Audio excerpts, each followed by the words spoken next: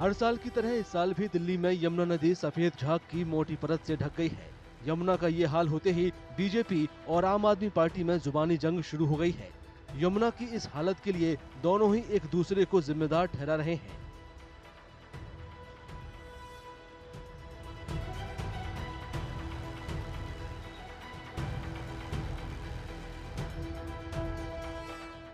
Delhi BJP के अध्यक्ष वीरेंद्र सचदेवा ने अपने दावे को सही बताने के लिए गुरुवार को यमुना नदी में डुबकी लगाई थी। इसके बाद उन्हें सांस लेने में दिक्कत और स्किन में जलन की शिकायत हुई।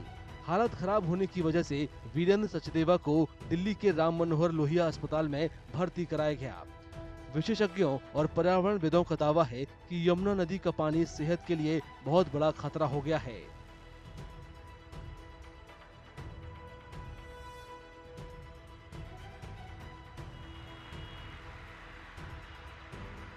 The foam per se is problematic, but only on the acute stage. Say it creates a respiratory and some skin irritations and all, but the underlying root cause of these foams, which is heavy organic loads and surfactants, which cause the foam, are a bigger issue, are a bigger health concern. The organic load into the water generates more bacteria, more coliform counts, and that consuming that water causes waterborne illnesses like diarrhea and typhoid, etc., etc. So that is a bigger concern to the human health, to the public health. And of course, we have seen aquatic health also getting affected significantly because of this organic load into the Yamuna basin. Yeah. IIT Kanpur की report के मुताबिक पर्यावरणीय और मानव जनित वजह जहरीले झाग का कारण बनते हैं। जैसे जैसे मानसून की विदाई होती है, यमुना का जल स्तर कम होने लगता है।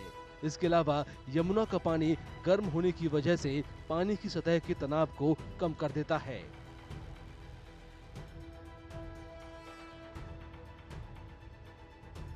So it has been quite well documented and well researched now that two major causes for the froth are the surfactants, which is the phosphate-based surfactants, and also the untreated sewage which flows in the Yamuna, especially in the heavily populated area starting from Delhi till Agra, and of course it goes on further and further towards Bay of Bengal. But primarily the froth is it is more profound in this area because of the heavy sewage inflows as well as the phosphate based detergent.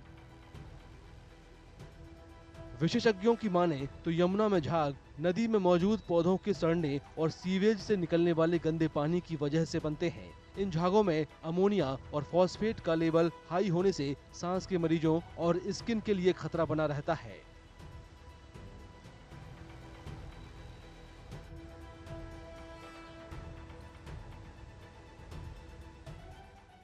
Sewage और औद्योगिक कचरे जितने भी हैं उनका सही तरीके से प्रॉपर उनका ट्रीटमेंट होके ही वो नदी में उसको छोड़ा जाए, तभी वो होगा। इसके अलावा तमाम प्रोग्राम्स होते हैं या तमाम आपके कार्यक्रम होते हैं, घरों का जो डिटर्जेंट होता है वहाँ पे भी हम लोग केमिकल्स का प्रयोग करते हैं, तो वो भी हमारे लिए हानिकारक है, नदी के लिए हानिकारक है। तो इसके साथ में जल संरक्षण, उसके लिए भी हमें ध्यान देना होगा। नदी के किनारे जितने भी कॉलोनीज हैं, जितने भी गांव हैं, जितने भी इंडस्ट्रीज हैं, वहां पर प्रॉपर वाटर ट्रीटमेंट का और जल संरक्षण का पूरा इंतजाम होना चाहिए। मुख्यमंत्री आतिशी ने बताया कि यमुना के पानी में अमोनिया के हाई लेवल ने दिल्ली में वाटर ट्रीटमेंट प्लांट को भी प्रभावित किया है। इससे दिल्ली के बड़े इलाके में पीने के पानी की सप्लाई में बड़ी दिक्कत पैदा हो गई है।